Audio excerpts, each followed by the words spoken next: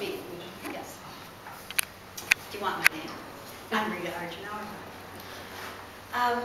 When I was in 7th grade, I had a remarkable art teacher. She taught me perspective. I'm sure she taught me many things, but when she showed how to represent three-dimensional objects on a two-dimensional page, I took to that. One-point perspective, two-point perspective, a 7th grader, and I know she made a comment that most girls don't do it as well as boys, but for me it was an eye-opener. It opened so much to me, and I began to see three-dimensionally. And I would say simultaneously in this time when I was 12 or 13, my sister and I, who was younger, we shared bedrooms, and we both were sneaky little devils of a sort.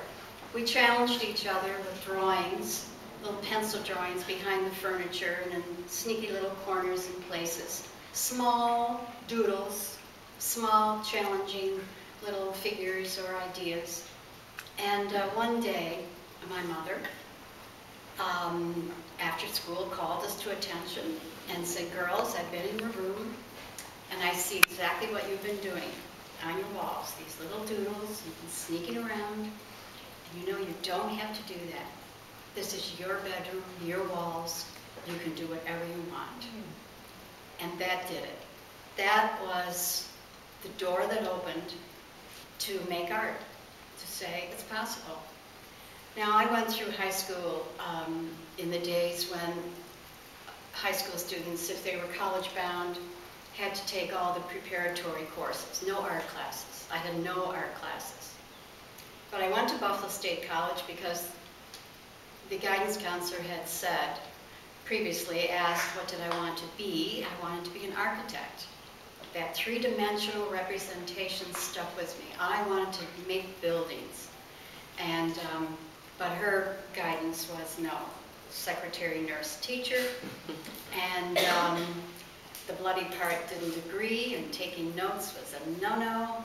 So an art teacher seemed to be it, because I had that instinct going. I had the permission to make art because Mother had opened that door and let it happen. So I became an art teacher. I went to Auerbach Art School in Buffalo State College.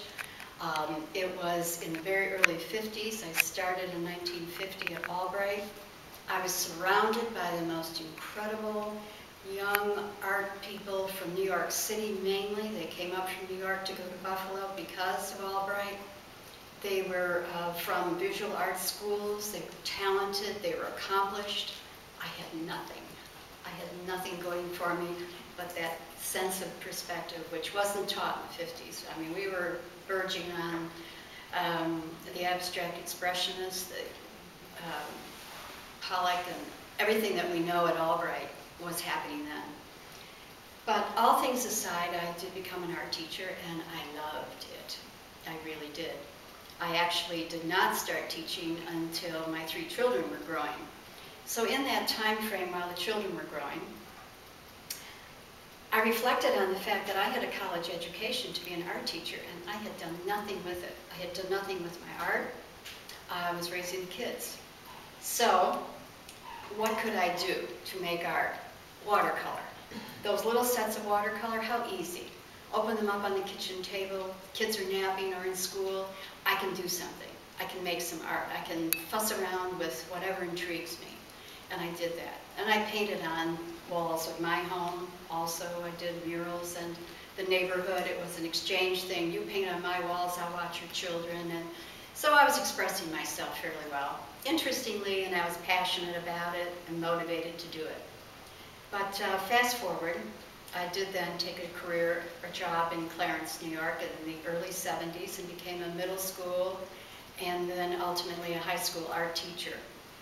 And while I was doing that, about the 80s, early 80s, watercolor took my attention. It was starting to grow among painters, artists in Western New York. There was a feverish feel about watercolor, and I searched it out, and let's say 1981 or so, the Watercolor Society emerged, the Niagara Frontier Watercolor Society.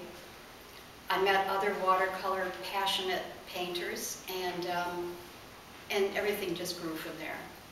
And so while I was teaching high school, I began to follow my passion about architecture as a subject matter.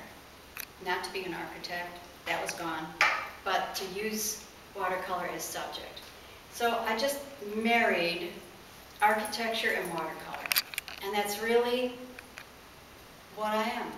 I just feel it's the medium that